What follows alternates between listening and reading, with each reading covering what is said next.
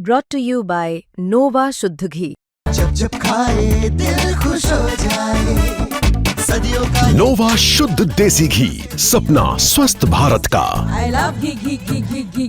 तो कप्तान शुभमन गिल को इंजरी हुई। हम सबको पता है कि उस पहले टेस्ट के दौरान शुभमन गिल को नेक में जो दिक्कत आई थी, उसके बाद वो बाहर चले गए थे।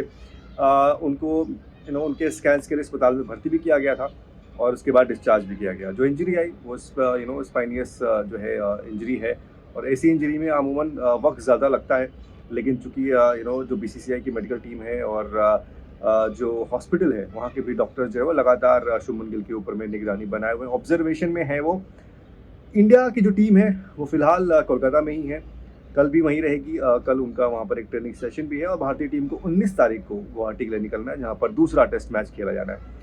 अब इस दौरान सबसे बड़ा सवाल यही है कि शुभमन गिल की इंजरी स्टेटस क्या है। देखिए, ऑब्जर्वेशन में उनको रखा गया है। 48 से 72 घंटे का वक्त था, जहां पर डॉक्टर्स ने बोला था कि उनको उनकी रिकवरी का जो प्रोसेस है वो देखा जाएगा, ऑब्जर्व किया जाएगा। एक मेडिकल स्कैन उनका कल फिर होगा और उसके बाद ही ये कॉल लिया जाएगा कि शुभमन गिल खेलेंगे या नहीं खेलेंगे। अगर मैं अभी जो बात हुई है उसके अनुसार आपको बताऊं तो बीसीसीआई के जो सोर्सेज है वो कह रहे हैं कि इस वक्त कहना बड़ा मुश्किल है कि शुभमन गिल अगला मैच खेलेंगे, टेस्ट मैच गुवाहाटी वाला।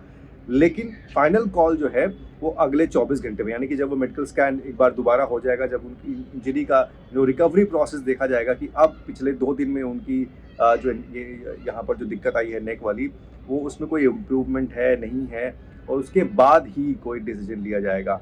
तो ये एक फिलहाल एक बड़ा आप कह सकते हैं कि सेटबैक है, क्योंकि आप ऑलरेडी पहला टेस्ट मैच हार चुके हैं साउथ अफ्रीका के खिलाफ, और दूसरे में भी अगर कप्तान शुभमन गिल नहीं होते हैं तो अगेन बैटिंग लाइनअप के ऊपर में असर पड़ेगा, क्योंकि शुभमन गिल एक अलग टेम्परामेंट के टेस्ट खिलाड़ी हैं। हमें सबको पता है कि इंग्लैंड में कैसा उन्होंने खेला था, और यहाँ कोई रिप्लेसमेंट तो नहीं आएगी उनकी जगह, क्योंकि साई ऑलरेडी बाहर बैठे हुए हैं। तो साई का टीम के अंदर में उनकी जगह बन जाएगी, और सुदर्शन वो देखना पड़ेगा कि 3-4 पर कौन खेल रहा है। 3 पे अगर सुदर्शन खेल रहे हैं तो 4 पर साई खेल रहे हैं, या अगर साई 3 पे खेल रहे हैं तो क्या होता है, नंबर 4 पर सुदर्शन खेलते हैं। ये आपस में वो एक स्विच हो सकता है। बट शुभमन गिल की इंजरी थोड़ी है सीरियस, और इसीलिए बीसीसीआई कोई जल्दबाजी में कोई फैसला लेना नहीं चाहती है। प्रॉपर कंसल्टेशन, प्रॉपर स्कैन करने के बाद ही कोई फैसला शुभमन गिल के ऊपर में लिया जाएगा।